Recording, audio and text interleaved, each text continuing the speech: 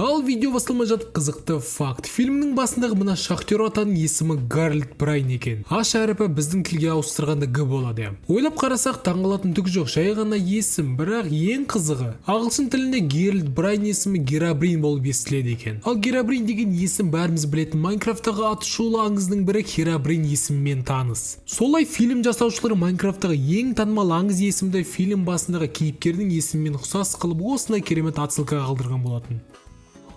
Керемет. Осы жақында аңызға айналған ойындардың бірі Майнкрафттың да өз фильмі шыққан болатын. Фанаттар асыға күтті шыны керек. Бәрі. Кәрілерді, жастарды, қыздарды, ұлдарды, роботтарды, монстрларды. Міне шықты, бірақ фильм жаман критикаға түскен болатын. Қандай деп сұрайсыңдар ма? Ал мен сендерге қазір айтып беретін боламын. Ал сендерден сұрайтын менің каналыма тіркеліп, лайк басып, комментарий жазуларыңды сұраймын. Себебі ол менің каналым дамуына зор үлес қосады, анау сіздер бастайық тез, короче. Ладно, бастамай тұрып, менің мынау жақында шыққан сюжет құртқыштар туралы видеомды көріп кетсеңдер. Что-то 1000 просмотр аз секілді ма деймін да. Ал енді точно баста кеттік. Әлемдегі ең керемет ойындардың бірі Майнкрафттың да өз фильмі міне шықты. Бірақ басында айтып кеткендей, ол үлкен критикаға түскен болатын. Шыны керек, фильмнің критикалап ететін жері өте көп екен. Біріншісі сол визуалды стиль. Көп фанаттарға фильмнің визуалды стилі ұнамаған болатын. Себебі олар бұл проект ойын секілді болады деп және анимация түрінде болады деп ойлаған. Бірақ фильм жасаушылар Майнкрафттан анимация көп деп лайв экшн түрінде жасаған болатын. Екінші ол актер таңдауы. Бәріміз Стивті тонналап алтын көтеретін сері жігіт деп елестеткен шығармыз.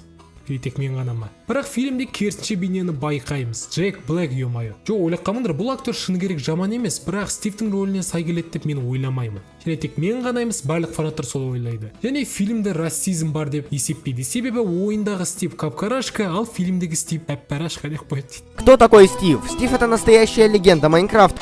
Үшінші ол сюжет. Фильмнің сюжеті Майнкрафт фанаттарына қатты ұнамады. Себебі ойынның мақсаты айдаһармен шайқас болатын. Тек айдаһармен шайқас емес, бұл ойында жасайтын заттар әрине көп. Бірақ фильмде бұның ешқайсысы жоқ. Басты зұлым кейіпкер ол мына шошқа, есімі оның Маргоша. Неге ол зұлым деп ойлайсыңдар? Айтыңдаршы. Мүмкін ол Незерде бәрі жаман, ал кәдімгі әлемде бәрі керемет деп зұлым болды ма? Жоқ. Мүмкін оның ата-анасын кәдімгі жердің адамы өлтіріп, ол зұлым болып кетті ма? Жоқ. Ал енді неге ол зұлым болды? Жай ол бір конкурсқа қатысқан, ол билеген, бәрі күлген, дәке сұрысқан еще, ол зұлым болған. Керемет. Енді ол өнерді ұнатпайды және бір артефакт арқылы бәрін жойғысы келеді.